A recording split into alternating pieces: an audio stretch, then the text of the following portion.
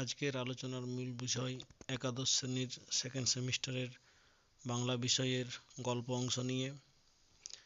এই একাদশ শ্রেণীর বাংলা দ্বিতীয় সেমিস্টার, এখানে মোট দুটি গল্প রয়েছে, ছুটি এবং তেলেনাপোতা আবিষ্কার।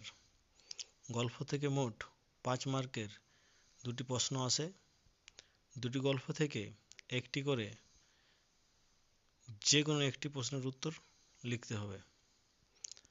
তাহলে কি রয়েছে না, দুটি গল্প রয়েছে, একটি ছুটি এবং একটি তেলেনাপোতা আবিষ্কার, এবং এই দুটি গল্প থেকে প্রতিটি থেকে 5 মার্ক করে একটি প্রশ্ন আসে এবং যে কোনো একটি আমাদের পরীক্ষায় লিখতে হবে।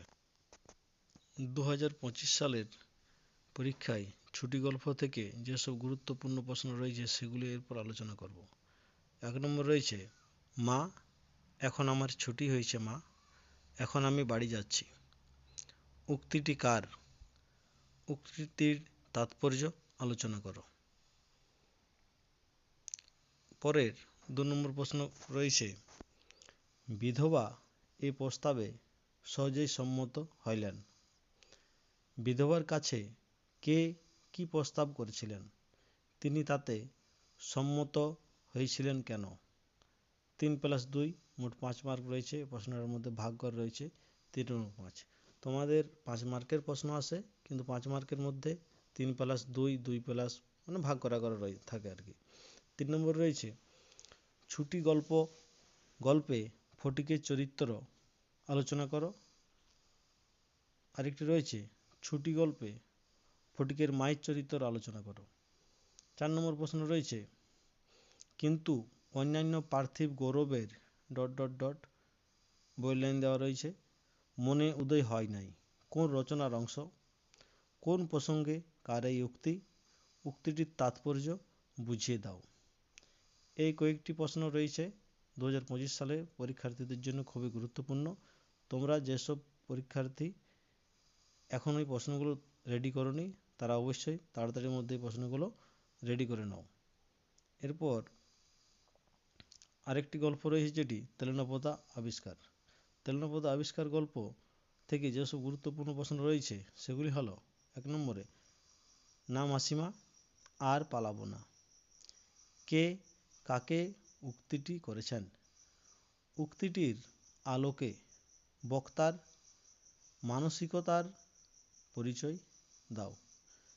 এই প্রশ্নটি রয়েছে 2+3 5 মার্ক। 2 নম্বর রয়েছে, মনে হবে তেলেনাপোতা বলে কোথাও কিছু সত্যি নেই, এ কথা কার কেন মনে হবে?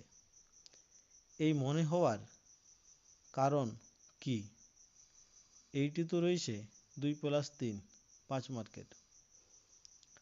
3 নম্বর রয়েছে, কে নিরঞ্জন এলি? নিরঞ্জন কে? কোন পরিস্থিতিতে গল্পকথক নিরঞ্জনের ভূমিকায় অবতীর্ণ হয়েছিলেন? 2+3 এটিতেও রয়েছে, মোট 5 মার্কের। এরপর 4 নম্বর প্রশ্ন আমরা দেখে নেব, তেলেনাপোতা আবিষ্কার গল্প অবলম্বনে যামিনীর চরিত্র আলোচনা করো। এবং তেলেনাপোতা আবিষ্কার গল্প অবলম্বনে যামিনীর মায়ের চরিত্র আলোচনা করো। এই তেলেনাপোতা আবিষ্কার গল্প থেকে যে কয়েকটি প্রশ্ন এখানে আলোচনা করা হলো সেগুলি 2025 সালের পরীক্ষার জন্য খুবই গুরুত্বপূর্ণ রয়েছে।